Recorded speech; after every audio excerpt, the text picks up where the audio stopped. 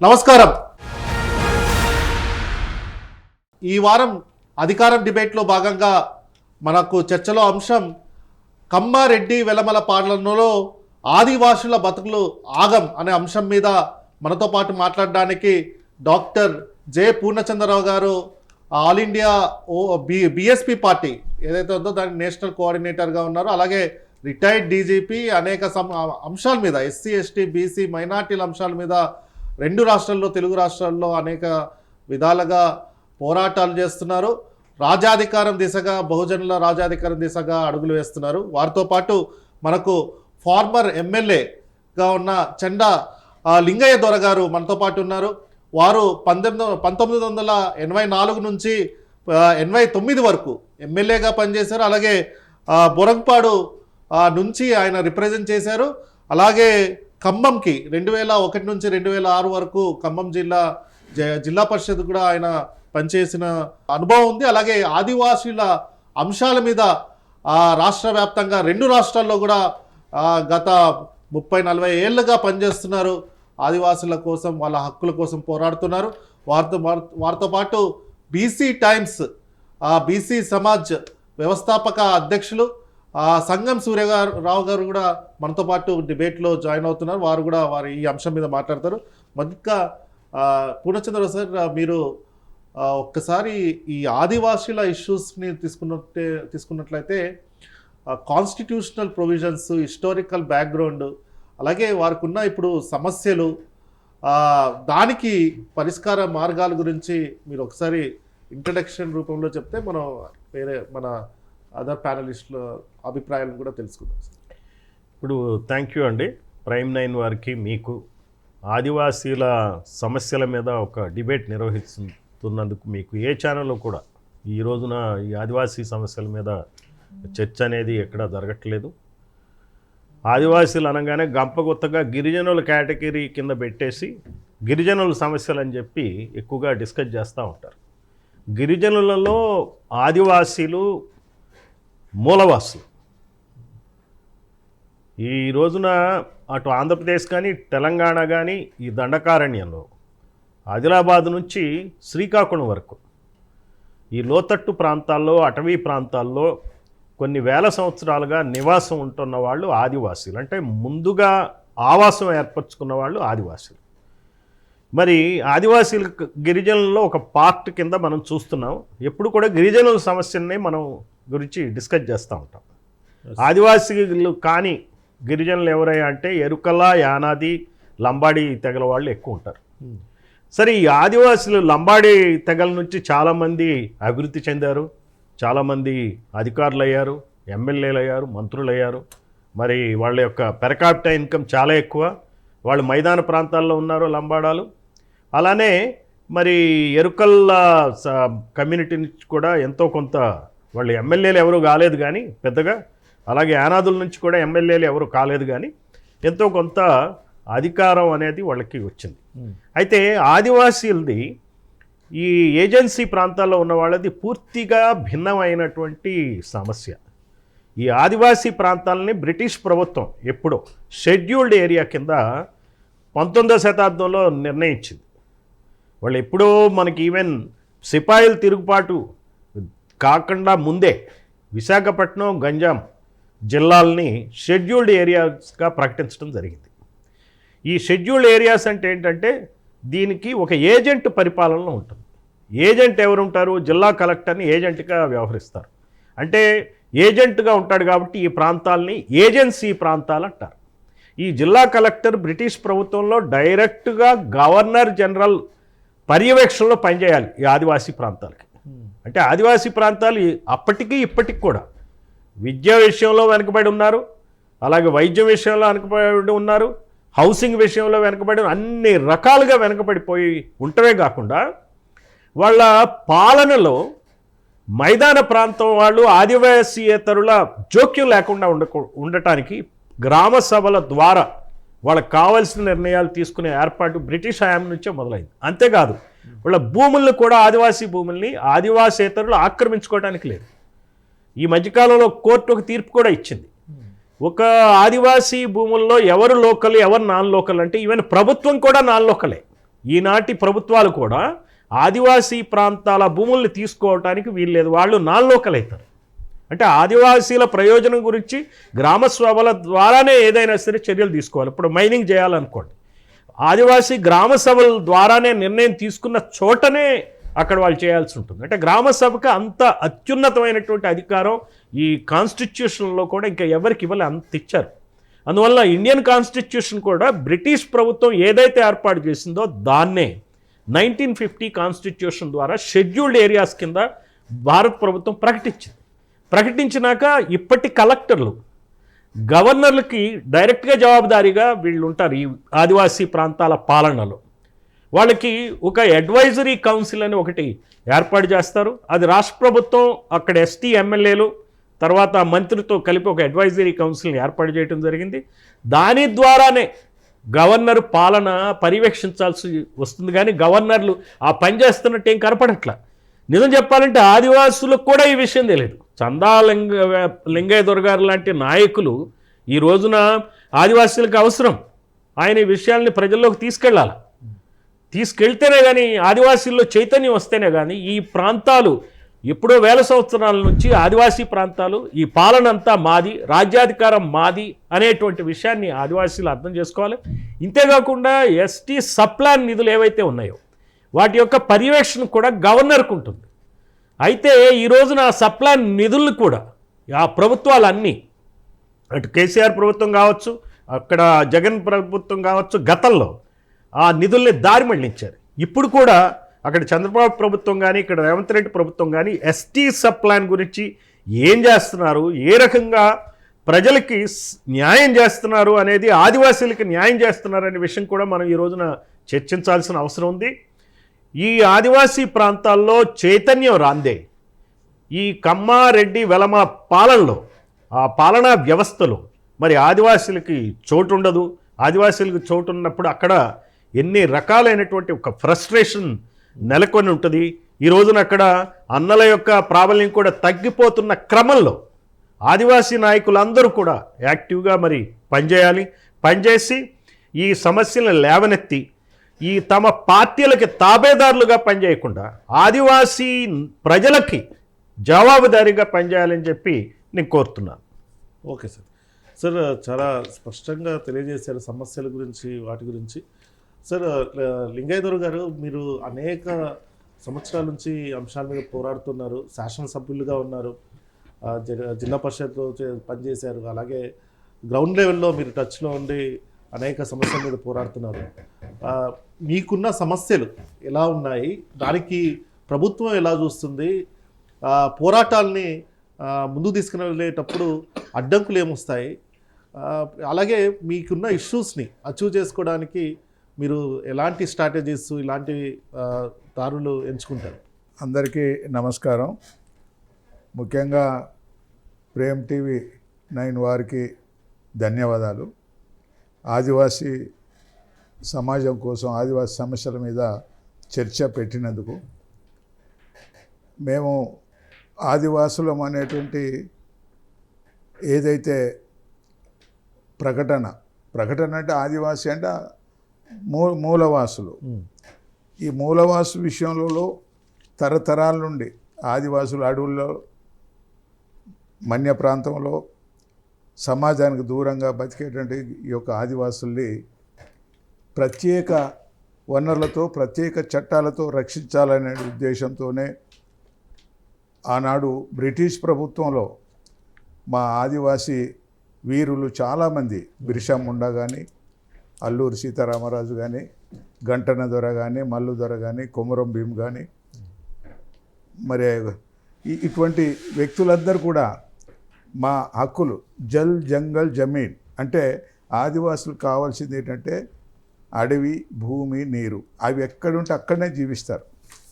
అటువంటి వాళ్ళ రక్షణ కోసం ఆనాడే బ్రిటిష్ వాళ్ళు ఒక ప్రత్యేక చట్టాలు, డిస్ట్రిక్ట్ కౌన్సిల్ అనేటువంటి ఒక యాక్ట్ పెట్టి ప్రత్యేక పరిపాలన ఆదివాసీ ప్రాంతంలో ఉండాలనే ఆలోచనతోనే చట్టాలు చేశారు.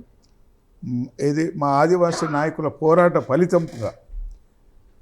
అయితే ఆ తర్వాత భారతదేశ స్వతంత్రం వచ్చిన తర్వాత 1950లో ఆ యొక్క బ్రిటిష్ చట్టాల్ని పునరుస్కరించుకొని దాన్ని రివైజ్ చేసి అమెండ్మెంట్ చేసి కొన్ని కలిపి కొన్ని తీసి మాకు ప్రత్యేక చట్టాలు ఒక షెడ్యూల్ ప్రాంతం అంటే ఆదివాసి ప్రాంతం 5th షెడ్యూల్ రాజ్యాంగం 5th దాన్ని కలిపి మాకు అనేక వనరులు హక్కులు కల్పించారు.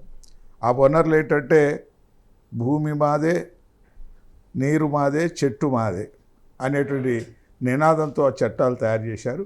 అక్కడ ఆదివాసులు ఉన్నటువంటి భూములు ఎవరు కొనటానికి వీల్లేదు, ఆదివాసుల్ని హరాస్మెంట్ చేయటానికి వీలేదు. అంతేకాకుండా ఇందిరమ్మ రాజ్యంలో ఆ రోజు 1970లో ఆదివాసీ ప్రాంతంలో వలసవాదులు వచ్చి ఆదివాసీ భూములంతా కూడా లాక్కొని వీళ్ళని అనగతొక్కే సమయంలో మరి ఇందిరాగాంధీ గారు దీని మీద ఒక పెద్ద కమిషన్, నేషనల్ కమిషన్ వేసి ఎంక్వైరీ చేసి ఆదివాసులు భూ పోరాటం చేస్తున్నారు, ఎందుకు చేస్తున్నారు, వాళ్ళకి ఇచ్చిన చట్టాలు ఉన్నాయి, వాళ్ళకు భూములు ఉన్నాయి, వనరులు ఉన్నాయి, అనుభవించకుండా ఎట్లా తరలిపోతున్నాయని ఆలోచిస్తూ ఒక కమిషన్ వేసి ఆ భూములు మా ఆస్తులు కొనకుంటేనే కాకుండా వలసవాదులు అంటే ఇతరులు గిరిజనేతరులు ఎవరైతే ఉన్నారో వాళ్ళు అక్కడ వచ్చి నివసించడానికి కూడా వీలు లేదు, వాళ్ళ భూములు ఆస్తులు కూడా వాళ్ళు అమ్ముకోవటానికి కూడా వీలు లేదని ఒక ప్రాపర్టీ నిషేధాన్ని చట్టాన్ని 170 చట్టాన్ని పెట్టి మా ప్రాంతంలో అమలు చేస్తున్నారు. అయినా కూడా ఎన్ని చట్టాలున్నా ఆదివాసీ ప్రాంతంలో ఆదివాసుల కోసం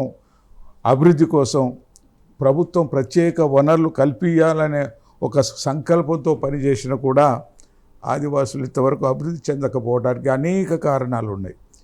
ఎందుకంటే నేను చూసినాను 170 చట్టం తర్వాత ఆదివాసీ భూములు ఎక్కువ అన్యాక్రాంతమైనవి.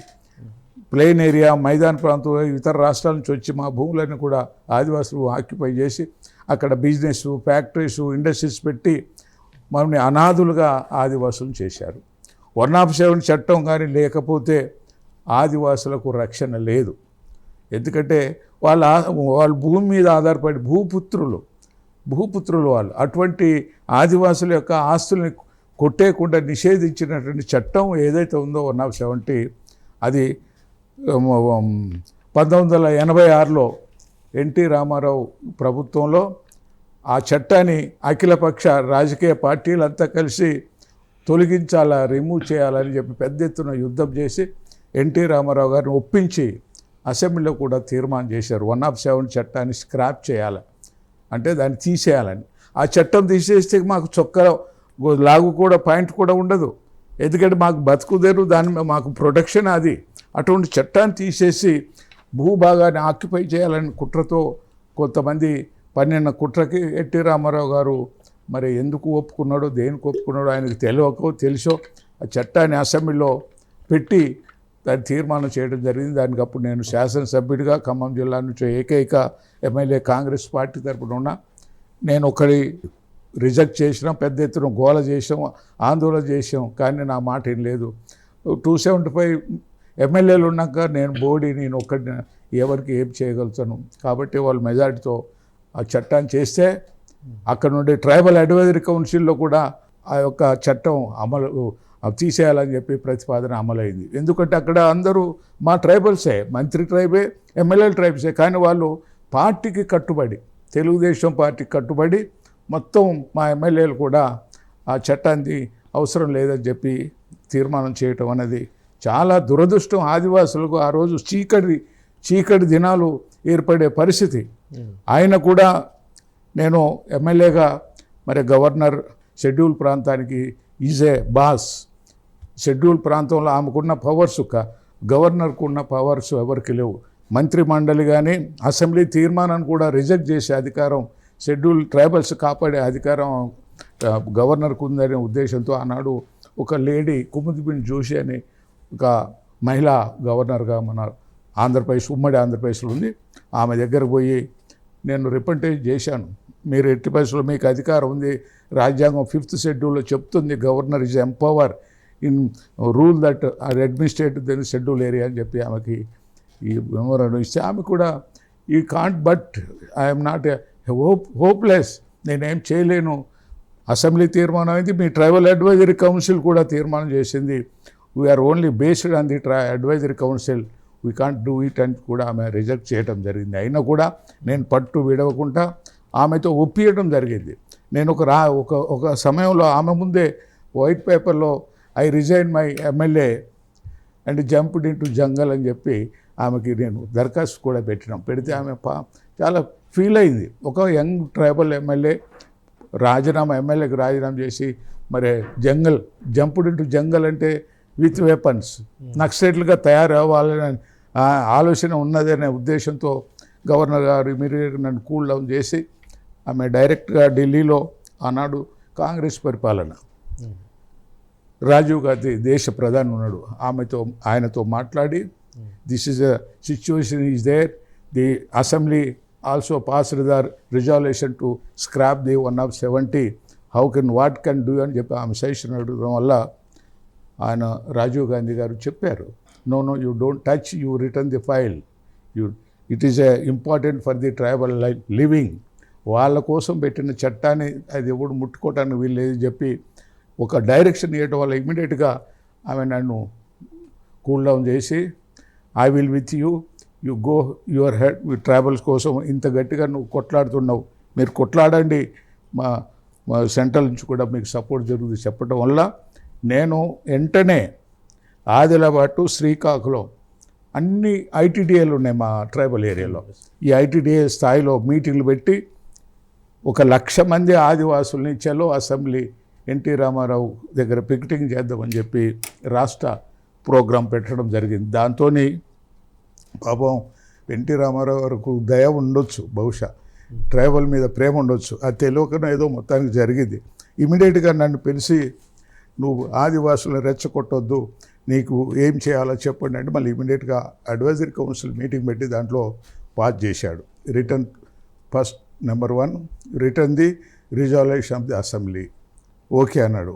నెంబర్ 2 ట్రైబల్ ఏరియాలో ఎంప్లాయ్మెంటు అంటే 4th క్లాస్ నుండి టీచర్ల వరకు 7th పాస్ 10th ఫెయిల్ అందరికి కూడా ఇవ్వాల్సింది 100% ట్రైబల్స్కి ఇచ్చి వాళ్ళకి అన్ఎంప్లాయ్మెంట్ ప్రాబ్లం జీవన విధానం కల్పించాల్సిన అవసరం ఉంది ఈ సమయంలో అని చెప్పి మరి ప్రతి విలేజ్కి ఒక సింగిల్ టీచర్ స్కూల్ పెట్టి అక్కడే ట్రైబల్స్ కూడా అపాయింట్మెంట్ చేయడానికి మేము పెట్టిన ప్రపోజల్ ఆయన ఒప్పుకోవడం జరిగింది. అప్పటి నుంచి కూడా ఆ జీవో నెంబర్ 275 పోయి జీవో నెంబర్ 3 అయింది. ఈ ట్రైబల్ ఏరియాలో అక్కడ ఉన్నట్టు ఉపాధ్యాయుల నుంచి కింద కేడర్ వరకు కానిస్టేబుల్ వరకు కూడా ట్రైబల్ని అపాయింట్ చేయాలన్నట్టు నడిచింది 2020 వరకు. 2020లో కొంతమంది ఆదివాసుల మీద ఉన్నటువంటి ఈర్ష్యతో ఈ చట్టం ఆదివాసులకే చెందకూడదు, మాకు కూడా చెందాలని కొన్ని యూనియన్లు మాకు అగెనిస్ట్గా సుప్రీంకోర్టు దాకా పోయారు. సుప్రీంకోర్టులో వాదనలు వినిపించాలి, ఆదివాసుల తరపున ఎవరు ప్రభుత్వం వినిపించాలి. ప్రభుత్వం కౌంటర్ కూడా వేయలేదు. అప్పుడు 2 రాష్ట్రాలు విడిపోయినాయి 2000లో. ఆంధ్ర పట్టించుకోలేదు, తెలంగాణ పట్టించుకోలేదు. సుప్రీంకోర్టు ఏం చేస్తుంది, మన వాదనలు వినకపోతే ఒక సైడే వింటారు కాబట్టి అది రిజెక్ట్ చేయడం జరిగింది. అప్పటి నుంచి అగాధులైపోయారు. ఉద్యోగాలు వచ్చే పరిస్థితి లేదు, అభివృద్ధి జరిగే పరిస్థితి లేదు. ఐటీడీఏకి వచ్చే బడ్జెట్ డైవర్ట్ చేసి ఇక్కడ రాష్ట్రంలో వాళ్ళకి ఇష్టం వచ్చినట్టు ఈ ప్రభుత్వాలు నడుస్తున్నాయి. అందుకనే ఆదివాసుల మీద ప్రేమ ఉంటుందనేది నాకైతే నమ్మకం లేదు. ఇప్పుడు కమ్మ, రెడ్డి, వెలమ ఈ అగ్రవర్ణాలు పరిపాలనలో ఆదివాసులు ఆగమైపోతున్నారు. ఇది సహజం, వాస్తవం కూడా. ఇప్పుడు కూడా మేము మన వైజాగ్లో ఒక జాతీయ స్థాయిలో ఆల్ ఇండియాలో ఆదివాసీ సంఘాలతోని మేధావులతో ఈ నవంబర్ 15, 16 వైజాగ్లో ఒక సదస్సు కూడా జరిపాం. సదస్సులో తేలింది ఏంటంటే ఆదివాసులకు స్వయం పరిపాలన రాందే ఆదివాసులు అభివృద్ధి చెందరు, వాళ్ళ హక్కులు దక్కవు. కాబట్టి ఆదివాసుల రాజ్యాంగ హక్కులు పరిరక్షణ కోసం ఒక ప్రత్యేక వేదిక అవసరం. మనమంతా కూడా పోరాటం చేయొద్దే ఆదివాసులకు న్యాయం జరగదని ఒక తీర్మానం కూడా చేయటం జరిగింది.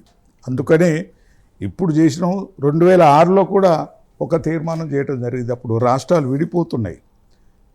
తెలంగాణ ఆంధ్ర ఉద్యమం బాగుంది. ఇక్కడ కేసీఆర్, అక్కడ లగడపాటి, ఎవరికి వాళ్ళు రాష్ట్రాలు విడిపోవాలని చెప్పి ఉమ్మడి ఆంధ్రప్రదేశ్ని విడగొట్టే సమయంలో నేను ఒక జిల్లా చైర్మన్గా ఖమ్మంలో ఉండి భద్రాచలంలో 3 రోజులు సదస్సు పెట్టి దేశవ్యాప్తంగా ఆదివాసులను పిలిపించి ఆదివాసీ ఎమ్మెల్యేలతోని నాయకులతో డిస్కస్ చేస్తే వాళ్ళు కూడా తీర్మానం ఏం చేశారంటే ఇన్ని సంవత్సరాల నుంచి దాదాపు 45 సంవత్సరాలు స్వతంత్రం వచ్చి ఆ రోజుల్లో, ఇప్పుడు 70 అనుకోండి, మన ఆదివాసులకు ఉనికి ఎక్కడ కూడా బాగుపడలేదు. దీనికి కారణం డబ్బు లేక కాదు, కోట్ల రూపాయలు కేంద్ర రాష్ట్ర ప్రభుత్వం వెచ్చించి ఇస్తున్నాయి, కానీ అదంతా కూడా మిస్యూజ్ అవుతున్నాయి, ఎక్స్ప్లాయిటేషన్ అవుతున్నాయి. తర్వాత బినామీ పేర్లతో కొంతమంది కాజేస్తున్నారు బడ్జెట్ని ఇచ్చినటువంటి డెవలప్మెంట్ వర్క్స్ అన్నీ కూడా. ఇవన్నీ పోవాలంటే రాజ్యాధికారం అవసరం ఆదివాసులకు అనే ఉద్దేశంతో మరి అక్కడ తీర్మానం కూడా చేసాం. 2006లో అప్పుడు మా ఆంధ్రప్రదేశ్కి వైఎస్ రాజశేఖర గారు ముఖ్యమంత్రి, అక్కడ మన్మోహన్ సింగ్ గారు ప్రధానమంత్రి. ఆ తీర్మానంలో ఏంటంటే ఒక ప్రత్యేక మన్యసీమ రాష్ట్రం, ఆదిలాబాద్, శ్రీకాకుళం, కటాఫ్, ఒరిస్సా, ఛత్తీస్గఢ్, మహారాష్ట్ర, ఈ ప్రాంతం అంతా కూడా ఒక బెల్ట్ ఉంది గోదావరి ఇరుపక్కల. అటువంటి ప్రాంతాన్ని విడగొట్టి భద్రాచలం రాజధానిగా పెడితే 2 ప్రాంతాలకు సెంటర్ ఉంటుందనే ఉద్దేశంతో ఆ ఉద్యమం, మన్యసీమ ఉద్యమం కూడా మొదలుపెట్టాం. దానికి నన్నే కన్వీనర్గా ఇచ్చారు. అందుకని అప్పటి నుంచి ఇప్పటి వరకు కూడా ఆదివాసుల మీద దోపిడీ, దగ, ఆదివాసీ చట్టాలని నాశనం చేయాలా, తొలగించాలా, భూ ఆక్రమణ చేసుకోవాలా, అక్కడున్న వనరులు ఏవైతే ఉన్నాయో మైనింగ్ కానీ, తర్వాత ఇసుక, ఓరన్, ఈ రకం, అట్లనే ఫారెస్ట్, ఇవన్నీ కూడా మొత్తం ఖనిజ సంపద అంతా కూడా ఏజెన్సీ ప్రాంతంలో ట్రైబల్ ఏరియాలో ఉంది. ఈ ఏజెన్సీ ప్రాంతంలో ఉన్నట్టు వనరులు తీసుకోవాలంటే 107 చట్టాన్ని తీసేయాలని కుట్ర జరుగుతుంది. దానికోసమే సెంట్రల్ గవర్నమెంట్ కూడా 2022లో ఒక చట్టం తీసుకొచ్చింది, పీసా చట్టం. అంటే panchayati extension in schedule area, దాన్నే పీసా అంటారు.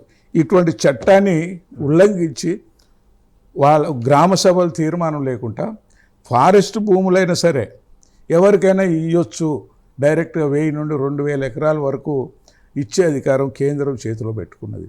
అంటే ఈ భూములన్నీ ఎవరికి ఒప్పచెప్పాలని బడా కాంట్రాక్టులకు, బడా వ్యాపారస్తులకు, అంబానీ, ఆదాని ఇలాంటి పెద్ద పెద్ద కంపెనీలకు ఈ అడవులు, భూములు, ఆదివాసుల సంపదని అప్పచెప్పి ఆదివాసుల్ని మరి అనుసాలైన ఉద్దేశంతోనే కుట్ర జరుగుతుంది. దీన్ని తిప్పికొట్టడానికి దేశవ్యాప్తంగా ఆదివాసుల్ని ఏకం చేస్తాం, ఆదివాసుల్ని సమీకరణ చేస్తాం, ఆదివాసుల హక్కుల కోసం పోరాటం చేస్తాం అని చెప్పి వైజాగ్లో ఇప్పుడు మీరు వేదిక పెట్టింది ఆంధ్ర, తెలంగాణ, ఒడిశా 3 రాష్ట్రాలకు సంబంధించి 3 రాష్ట్రాలు national wide okay, 3 national wide. కాకపోతే ఆ 3 రాష్ట్రాల దగ్గర ఉన్నాయి కాబట్టి మీటింగ్ ఎక్కువ. Okay sir, okay. So Suryarao గారు, మీరు కూడా ఖమ్మం జిల్లా నుంచి వచ్చిన వాళ్ళు, మీకు కూడా అనుభవం, అక్కడ నుంచి ట్రైబల్ ఇష్యూస్ మీద అనుభవం ఉంది. సో మీరు ఈ సమస్యలను ఎలా చూస్తారు? ముందుగా ప్రైమ్9 వాళ్ళకి ధన్యవాదాలు. ఆదివాసీల మూలవాసుల సమస్యను సమాజం దృష్టికి తీసుకురావడానికి ఈనాడు డిబేట్ రూపంలో ప్రయత్నించిన ప్రైమ్9 వారికి, అలాగే ఈ కార్యక్రమంలో పార్టిసిపేట్ చేస్తున్న పూర్ణచంద్రరావు గారికి, అలాగే చందా లింగయ్య గారికి. చందా లింగయ్య దొరానాల, చందా లింగయ్య దొర అంటేనే చాలా ఫేమస్ అన్న పేరు. ఎనీహౌ, చాలా సంతోషం. చందాలింగయ్య దొరగారి గురించి చాలా వరకు ఈ సమాజం తెలియనోళ్ళు లేరు. బతుకుల సమస్యల మీద ఎవరైతే, అణగారిన సమస్యల మీద ఎవరైతే ఫైట్ చేస్తూ ఉంటారో ఆ సెక్షన్ అంతటికి కూడా చందాలింగయ్య దొర తెలవని వారు లేరు. ముఖ్యంగా చందాలింగయ్య గారు ఇప్పటివరకు చెప్పినారు, ఆయనకి ఇంకా అవకాశం ఇస్తే సాయంత్రం వరకు 4-5 గంటలు కూడా అలసిపోకుండా ఆదివాసీల సమస్యల మీద అనర్గళంగా మాట్లాడగలిగే కెపబుల్ ఉన్నటువంటి ఆ నేత పక్కన నేను కూర్చున్నందుకు చాలా గర్వపడుతున్నా. ముఖ్యంగా నేను కూడా అదే ఏరియా నుంచి వచ్చిన కాబట్టి ఇక్కడ 3 రకాల దోపిడీ జరుగుతుంది ఆదివాసులది నా దృష్టికి. సార్ 2 రకాలు చెప్పినారు.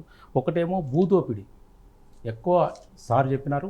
ఎక్కడెక్కడి నుంచో వచ్చి ఆదివాసుల దగ్గర ఉన్నటువంటి భూమిని అంతటిని కూడా వాళ్ళు వశం చేసుకొని ఇతరత్ర చట్టాలని వాళ్ళు ప్రయోగించి వారికి దక్కాల్సిన భూమి, వారికి చెందాల్సిన భూమిని అంతా కూడా వీళ్ళు ఆక్రమించుకొని వారి మీద దౌర్జన్యాలు, అనేక రకాలైనటువంటి కేసులు. ఎందుకంటే చట్టం వాళ్ళ చుట్టం కాబట్టి ఆదివాసులకు వాళ్ళ అమాయకులు కాబట్టి వాళ్ళ మీద పెత్తనం చేస్తున్నారు.